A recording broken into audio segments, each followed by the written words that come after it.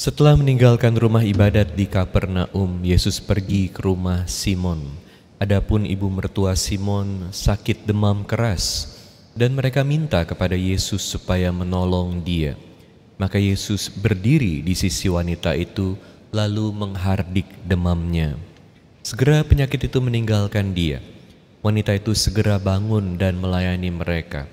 Ketika matahari terbenam, semua orang membawa kerabat yang sakit kepada Yesus. Ia meletakkan tangan atas mereka masing-masing dan menyembuhkan mereka. Dari banyak orang keluar juga setan-setan sambil berteriak, "Engkaulah Anak Allah."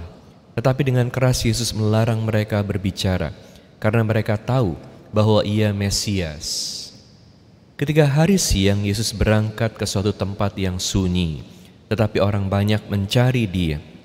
Ketika menemukannya, mereka berusaha menahan Dia, supaya jangan meninggalkan mereka.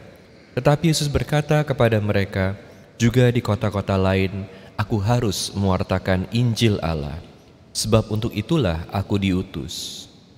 Dan Ia mewartakan Injil dalam rumah-rumah ibadat di Yudea. Demikianlah Injil Tuhan. Terpujilah Kristus. Saudara-saudara sekalian terkasih dalam Kristus, dalam Injil hari ini kita mendengar berbagai hal yang dilakukan Yesus. Apa yang dilakukan Yesus? Pertama, Yesus melakukan banyak mujizat. Dan yang juga sangat penting kita melihat prioritas Yesus adalah pergi ke tempat yang sunyi. Apa yang dilakukan di tempat yang sunyi? Tentu berdoa, berkomunikasi dengan Tuhan. Dan Yesus juga punya prioritas untuk mewartakan sabda Tuhan. Kita juga harus mengikuti teladan Yesus dalam hidup sehari-hari.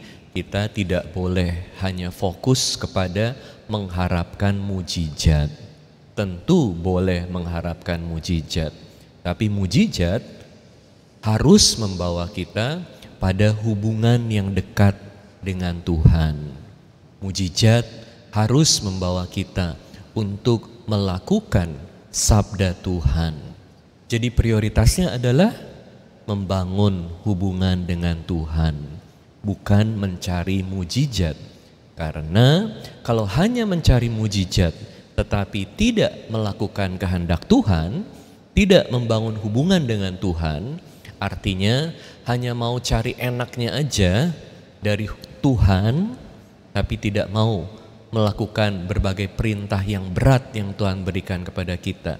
Dan terutama membangun hidup yang suci, satu hari kita bisa dimusnahkan, kita bisa hancur.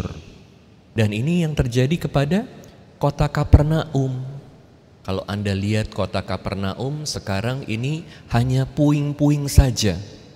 Padahal di kota Kapernaum ini Yesus melakukan banyak sekali mujizat. Kenapa kok sekarang kota Kapernaum ini hanya menjadi puing-puing yang hancur saja? Nah, kita bisa lihat kalau kita hanya fokus pada mujizat dan tidak melakukan sabda Tuhan, kita juga bisa jadi hancur. Mari kita semua memprioritaskan yang paling penting, membangun hidup yang suci, hidup sesuai dengan kehendak Tuhan.